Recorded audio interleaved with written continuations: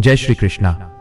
पिछले अध्याय यानी द्वितीय अध्याय सांख्य योग में हमने देखा कि कैसे भगवान श्री कृष्ण ने अर्जुन को आत्मा के अमरत्व का ज्ञान दिया, ज्ञान मार्ग की महिमा बताई और साथ ही कर्म करने की प्रेरणा भी दी। लेकिन यहां अर्जुन के मन में एक बहुत बड़ा भ्रम पैदा हो गया है। अर्जुन सोच रहे हैं कि अगर ज्ञान मार्ग ही श्रेष्ठ है तो भगवान मुझे इस घोर युद्ध यानी कर्म में क्यों धकेल रहे हैं। क्या आपके मन में भी कभी यह सवाल आता है कि सब कुछ छोड़कर भक्ति करना अच्छा है या अपने रोजमर्रा के कर्तव्यों को पूरा करना? आज इस एक ही वीडियो में हम गीता के तीसरे अध्याय यानी कर्मयोग को पूरा और विस्तार से समझेंगे। इस अध्याय का एक भी श्लोक या रहस्य छूटेगा नहीं और बीच में हम कुछ ऐसी दिव्य कहानियों को जानेंगे जो आपके जीवन की दिशा बदल देंगी। वीडियो के अंत तक हमारे साथ जुड़े रहिए। भगवान श्री कृष्ण कहते हैं, हे अर्जुन, इस संसार में मनुष्य के लिए दो मार्ग बताए गए हैं, एक ज्ञान का मार्ग और दूसरा कर्म का मार्ग। लेकिन केवल कर्मों को छोड़ देने से कोई मनुष्य सिद्धि को प्राप्त नहीं कर सकता। केवल बाहरी रूप से संसार छोड़ देना ही मुक्ति नहीं है, क्योंकि कोई भी मनुष्य एक क्षण भी बिना कर्म किए नहीं रह सकता। प्रकृति के गुण उसे हर पल कर्म करने के लिए प्रेरित करते रहते हैं। जो मनुष्य बाहर से अपनी इंद्रियों को रोक लेता है लेकिन मन ही मन विषयों का चिंतन करता रहता है, वो मिथ्याचारी कहलाता है। लेकिन जो मनुष्य अपने मन को वश में करके इंद्रियों द्वारा बिना आसक्ति के अपना कर्तव्य कर्म करता है, वही श्रेष्ठ है। इसलिए हे अर्जुन, तू अपने नियत कर्म कर, क्योंकि कर्म करना कर्म न करने से श्रेष्ठ है। बिना कर्म किए तो शरीर का पालन भी संभव नहीं है। जो कर्म भगवान के लिए यज्ञ भावना से किए जाते हैं वे मनुष्य को बंधन में नहीं बांधते, लेकिन जो कर्म केवल अपने स्वार्थ और भोग के लिए किए जाते हैं वे कर्म बंधन का कारण बनते हैं। इसलिए अपने कर्तव्य को भगवान को समर्पित करके कर। सृष्टि के प्रारंभ में ब्रह्मा जी ने यज्ञ सहित प्रजा की रचना करते हुए कहा था, तुम लोग यज्ञ के द्वारा उन्नति करो। यह यज्ञ तुम्हारी इच्छाओं को पूर्ण करने वाला होगा। देवताओं को प्रसन्न करो और देवता तुम्हें प्रसन्न करेंगे। इस प्रकार एक दूसरे की सहायता करते हुए तुम परम कल्याण को प्राप्त करोगे। जो मनुष्य देवताओं द्वारा दिए गए पदार्थों को बिना अर्पण किए स्वयं भोगता है वह चोर है। लेकिन जो यज्ञ से बचे हुए अन्न को ग्रहण करते हैं वे सभी पापों से मुक्त हो जाते हैं। अन्न से प्राणी उत्पन्न होते हैं, वर्षा से अन्न उत्पन्न होता है, यज्ञ से वर्षा होती है और यज्ञ कर्म से उत्पन्न होता है। कर्म वेदों से उत्पन्न होता है और वेद परमात्मा से प्रकट हुए हैं। इसलिए परमात्मा सदा यज्ञ में स्थित हैं। हे अर्जुन, जो मनुष्य इस प्रकार चलाए गए धर्मचक्र का पालन नहीं करता और केवल इंद्रियों के भोग में लगा रहता है उसका जीवन व्यर्थ है। लेकिन जो मनुष्य आत्मा में ही आनंदित रहता है, आत्मा में ही संतुष्ट रहता है और आत्मा में ही तृप्त रहता है, उसके लिए कोई कर्तव्य शेष नहीं रहता। उसे कर्म करने से कोई लाभ नहीं और कर्म न करने से कोई हानि नहीं। फिर भी वो लोक संग्रह अर्थात संसार के कल्याण के लिए कर्म करता है। हे अर्जुन, राजा जनक आदि महापुरुषों ने भी कर्म करते हुए ही सिद्धि प्राप्त की थी। इसलिए तू भी संसार के कल्याण के लिए कर्म कर। श्रेष्ठ पुरुष जैसा आचरण करता है सामान्य लोग भी वैसा ही अनुसरण करते हैं। वो जो प्रमाण स्थापित करता है संसार उसी का अनुसरण करता है। भगवान श्री कृष्ण कहते हैं, हे अर्जुन, तीनों लोकों में मेरे लिए कुछ भी कर्तव्य नहीं है, मुझे कुछ भी प्राप्त करना शेष नहीं है। फिर भी मैं निरंतर कर्म करता हूं, क्योंकि यदि मैं कर्म न करूं तो लोग भी कर्म करना छोड़ देंगे, संसार का नाश हो जाएगा और सब और अव्यवस्था फैल जाएगी। इसलिए ज्ञानी पुरुष को चाहिए कि वह अज्ञानी लोगों की बुद्धि में भ्रम उत्पन्न न करे, बल्कि स्वयं निष्काम भाव से कर्म करते हुए उन्हें भी कर्म करने के लिए प्रेरित करे। सभी कर्म प्रकृति के गुणों द्वारा किए जाते हैं, लेकिन अहंकार से मोहित मनुष्य सोचता है कि मैं ही सब कुछ कर रहा हूं, जबकि ज्ञानी मनुष्य समझता है कि गुण ही गुणों में बरत रहे हैं, इसलिए वो आसक्त नहीं होता। जो लोग प्रकृति के गुणों से मोहित हैं वे कर्मों में आसक्त रहते हैं। ज्ञानी पुरुष को चाहिए कि वह उनकी बुद्धि को विचलित न करे। हे अर्जुन, तू अपने सभी कर्म मुझे अर्पण करके ममता और चिंता छोड़कर युद्ध कर। जो मनुष्य श्रद्धा और दोष दृष्टि रहित होकर मेरे इस उपदेश का पालन करते हैं वे कर्म बंधन से मुक्त हो जाते हैं, लेकिन जो लोग दोष निकालते हैं और पालन नहीं करते वे अज्ञान के कारण नष्ट हो जाते हैं। सभी प्राणी अपनी प्रकृति के अनुसार ही कर्म करते हैं। ज्ञानवान मनुष्य भी अपनी प्रकृति के अनुसार ही कार्य करता है। इसलिए केवल बाहरी रोग से कुछ नहीं होता। इंद्रियों के विषयों में राग और द्वेष छिपे रहते हैं। मनुष्य को उनके वश में नहीं होना चाहिए, क्योंकि वे उसके मार्ग के शत्रु हैं। दूसरे के धर्म को अच्छे प्रकार से करने से अपना धर्म करना श्रेष्ठ है, चाहे वह साधारण ही क्यों न हो। अपने धर्म में मृत्यु भी कल्याणकारी है, दूसरे के धर्म में भय है। यह सुनकर अर्जुन ने पूछा, हे कृष्ण, मनुष्य न चाहते हुए भी पाप क्यों करता है? कौन सी शक्ति उसे विवश कर देती है?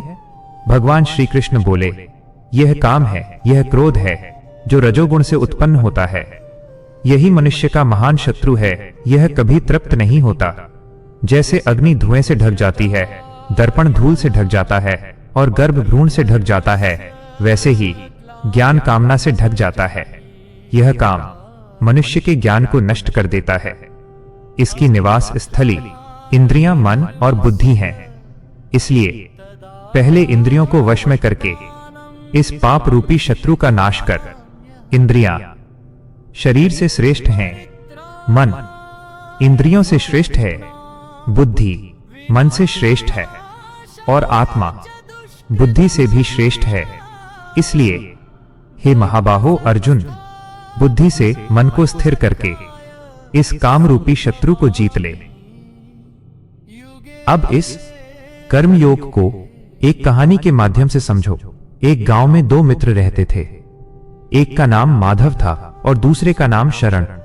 माधव हमेशा कहता था, मैं सब कुछ छोड़कर जंगल चला जाऊंगा, संसार में केवल दुख है।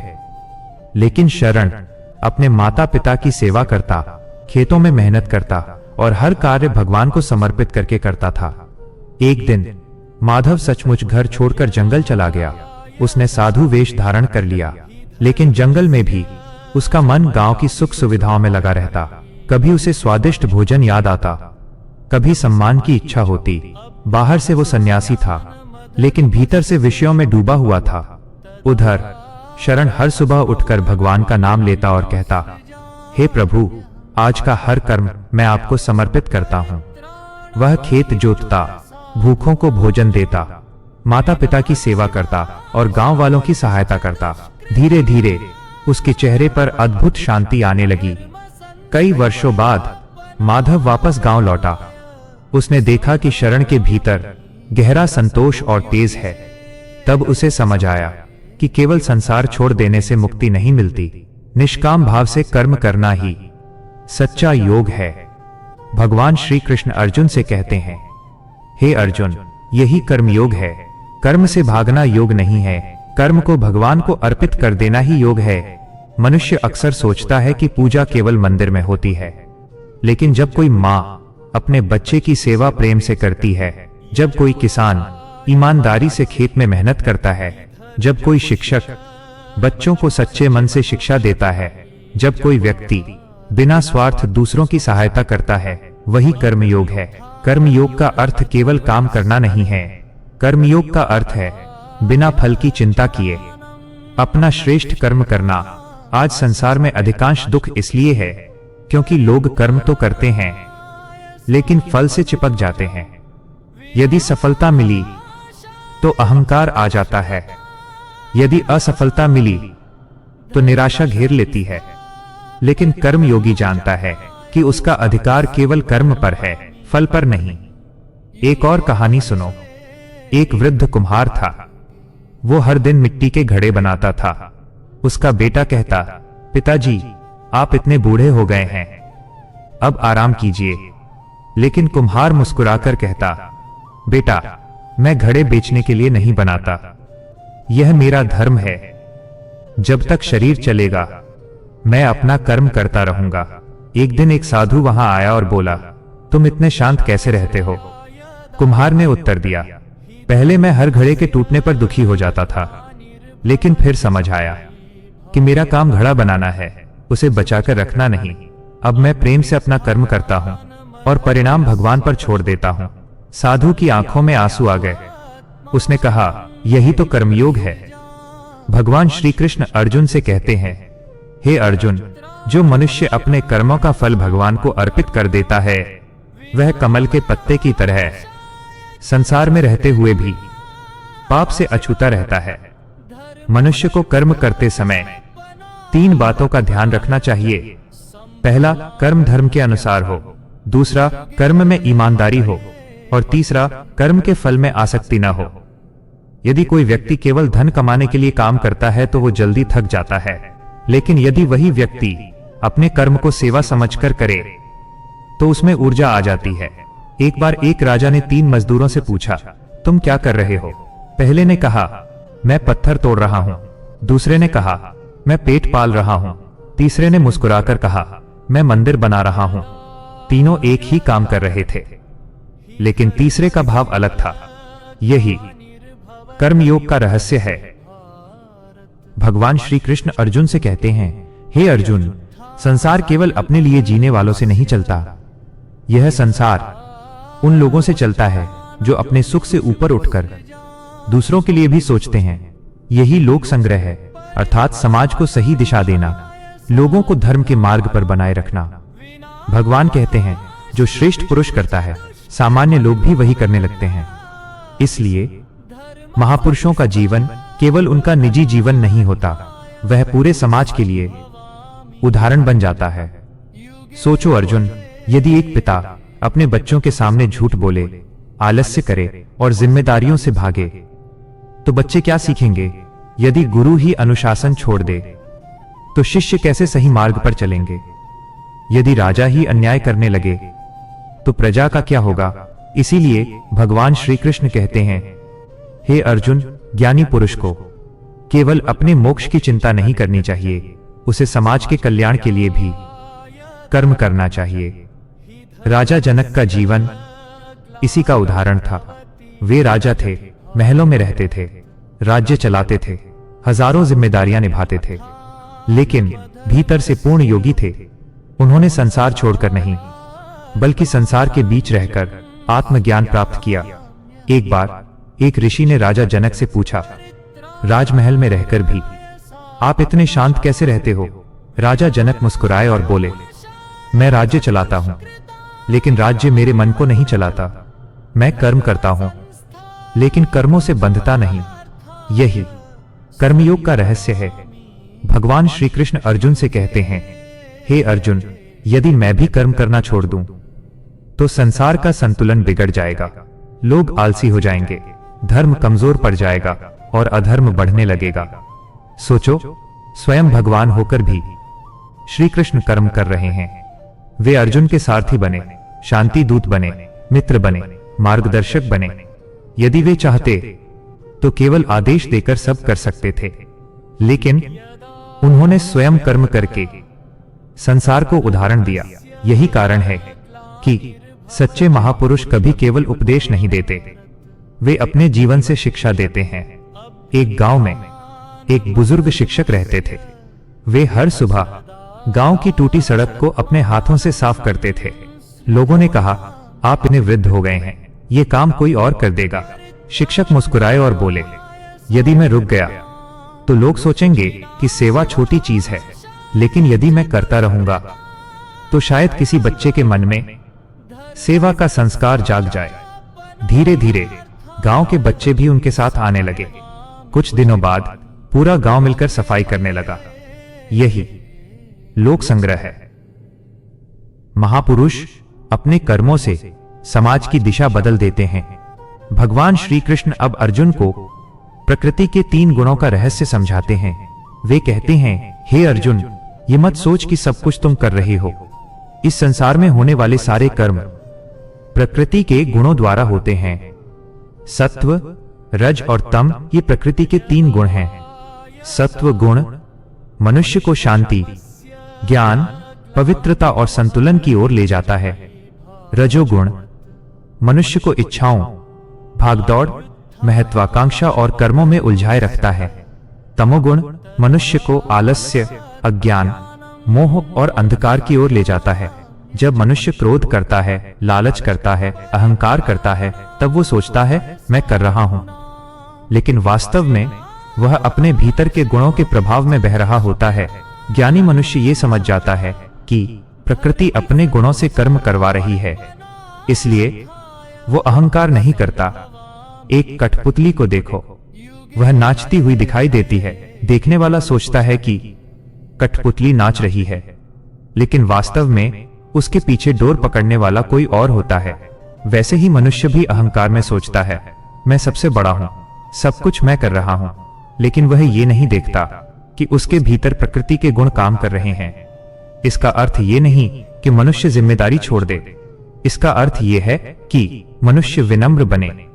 जब सफलता मिले तो अहंकार न आए, जब असफलता मिले तो टूटना नहीं चाहिए, क्योंकि कर्म करना हमारा धर्म है, लेकिन सबका अंतिम नियंत्रण परमात्मा के हाथ में है। अब भगवान श्री कृष्ण अर्जुन को सबसे खतरनाक शत्रु के बारे में बताते हैं। वह शत्रु बाहर नहीं, भीतर है। वह है काम, वासना, अनियंत्रित इच्छा। भगवान कहते हैं यही मनुष्य का सबसे बड़ा शत्रु है, यही ज्ञान को ढक देता है। अर्जुन आश्चर्य से पूछते हैं प्रभु, यह काम मनुष्य पर हमला कहां करता है? भगवान श्री कृष्ण कहते हैं यह मनुष्य की इंद्रियों, मन और बुद्धि में बैठ जाता है। पहले इंद्रियां किसी विषय को देखती हैं, फिर मन उसे बार बार सोचने लगता है, फिर बुद्धि भी उसी के पक्ष में तर्क देने लगती है, और धीरे धीरे मनुष्य का विवेक ढक जाता है। जैसे धुएं से अग्नि ढक जाती है, जैसे धूल से दर्पण ढक जाता है, वैसे ही कामना मनुष्य के ज्ञान को ढक देती है। एक युवक था जिसे धन कमाने की तीव्र इच्छा थी। शुरुआत में वह मेहनत करता था, फिर उसके भीतर लालच बढ़ने लगा। धीरे धीरे उसने झूठ बोलना शुरू किया, फिर दूसरों को धोखा देना शुरू किया। उसे लगने लगा कि बस पैसा मिलना चाहिए, चाहे जैसे मिले। एक दिन उसने अपने ही मित्र को धोखा दे दिया। उस रात वो सो नहीं पाया। उसकी आत्मा भीतर से उसे धिक्कार रही थी। तब उसे समझ आया कि इच्छा जब नियंत्रण से बाहर हो जाए तो वह मनुष्य का विवेक छीन लेती है। यही कारण है कि भगवान श्री कृष्ण कहते हैं सबसे पहले इंद्रियों को नियंत्रित करो, क्योंकि यदि इंद्रियां भटक गईं तो मन भटकेगा, मन भटका तो बुद्धि भ्रष्ट होगी, और बुद्धि भ्रष्ट हुई तो जीवन का पतन निश्चित है। लेकिन जो मनुष्य अपने मन को भगवान में स्थिर कर लेता है, जो अपने कर्म को सेवा बना लेता है, जो अपने भीतर विनम्रता रखता है, उसे काम, क्रोध और अहंकार डिगा नहीं सकते। हे अर्जुन, कर्मयोग केवल युद्ध भूमि के लिए नहीं है, ये जीवन के हर क्षेत्र के लिए है। घर में, समाज में, कार्यक्षेत्र में, रिश्तों में, हर जगह। जब मनुष्य अपने कर्तव्य को ईश्वर की पूजा मान लेता है, तब उसका जीवन बदल जाता है। और यही कर्मयोग का सबसे बड़ा रहस्य है। कर्म करो, लेकिन कर्म के घमंड में मत डूबो। सेवा करो, लेकिन बदले की अपेक्षा मत रखो। सफल बनो, लेकिन भीतर विनम्र रहो। इच्छाएं रखो, लेकिन उनके गुलाम मत बनो। और अपने जीवन को केवल अपने लिए नहीं, बल्कि समाज और धर्म के लिए भी उपयोगी बनाओ। यही भगवद गीता अध्याय 3 कर्मयोग का दिव्य संदेश है। अगर श्री कृष्ण के ये दिव्य विचार आपके हृदय को स्पर्श कर गए हों, तो वीडियो को लाइक जरूर करें, चैनल को सब्सक्राइब करें और कमेंट में राधे राधे अवश्य लिखें। जय श्री कृष्ण।